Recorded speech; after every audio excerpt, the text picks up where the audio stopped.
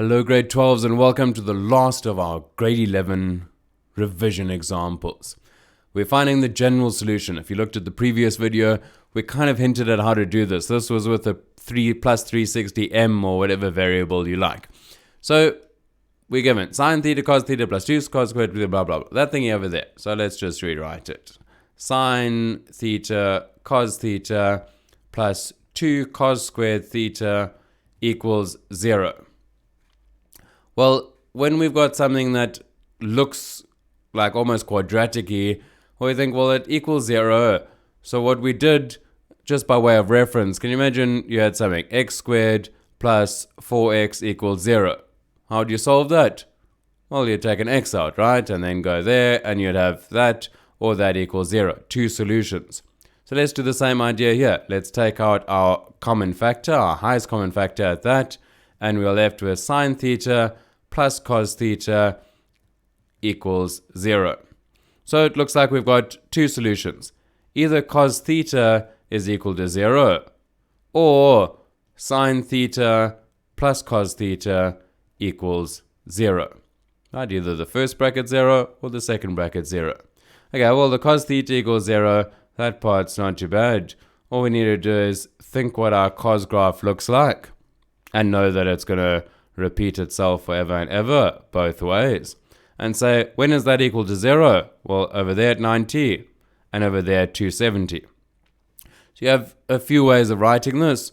You could either say, well, theta equals 90 degrees, right? That's where it first is. And that's going to repeat every 180 degrees. So plus 180, I went m, let me go n this time, where n is an integer. I'm just going to put it over here. Okay. So that would be one way of writing it.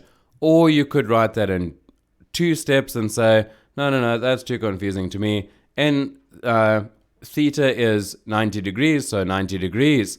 And that's going to repeat every 360 degrees. And another option is that theta could be over there, which is at 270 degrees. And that's going to repeat every 360. So it doesn't matter if you wrote it in two steps like that, or you wrote it a little bit more succinctly and said, no, it would be a lot shorter just to write plus 180 n or whatever variable you like. Okay, so that's our one solution. Or we need to solve this equation on the right. Well, we got sine theta plus cos theta. And I'm just seeing here, wait a second, that should have been a 2 over there. So let's just fix my equation. Something just looked a little wonky there. So cos theta, happy that picked up the little mistake. Luckily, you caught it early. So we've got sine theta and cos theta in the same equation here. There's no ways that sine theta equals 0 as a solution or cos theta equals 0 as a solution here. So what we can happily do is divide through by sine theta or cos theta. But let me just do this. Sine theta equals negative 2 cos theta is another way we might have tried to solve this equation. And then said, wait a second, why don't we divide both sides by cos theta, because then the left-hand side happily turns into tan theta. Well, what you do on one side, you do on the other. Okay, so tan theta equals negative 2. Now, we've got a little equation like the one we had to solve in the previous question. And again, we're just going to need to go, well, where's our cast diagram? What quadrants are we in? What's our reference angle, etc. So our reference angle is just arctan or shift tan of 2. And if we punch it in the calculator, we get 63,4 degrees.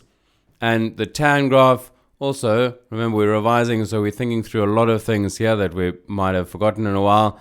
The tan graph looks like this, right? There's an asymptote, and it's repeating itself every 180 degrees.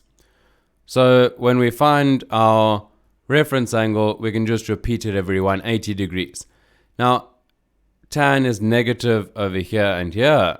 So our one solution is 180 minus 63. So our one solution here is theta equals 180 minus our reference angle.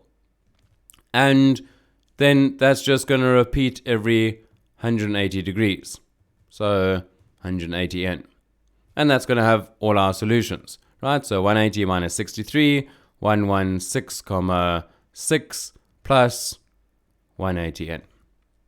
Now you might say to yourself, wait a second, we didn't get our second solution over here.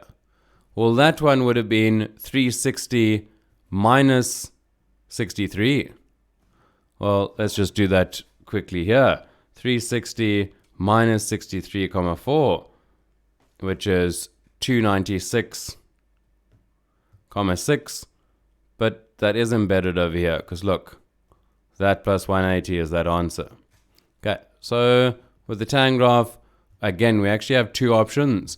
The one is that we can say, there we go, our full answer is embedded in, well, just in this part over here. Or if you wanted to take a slightly longer approach, at this step here, you could have said theta equals 180 degrees minus 63,4 plus everything repeats every 360, or theta equals 360 minus 63,4 plus 360n. Okay, now remember, these are revision videos making us think a whole lot. They're not necessarily standing by themselves. So I hope that you're looking, thinking, it's making you question, and we're asking a lot of questions in class. So I'm going to leave it at that, because there's quite a lot embedded over there. And then suddenly we're thinking about our trig graphs, and we don't have any revision questions on the trig graphs just yet. We'll come back to those later, so we can reinforce some of these ideas. So that's that for now. I'll see you in the next one.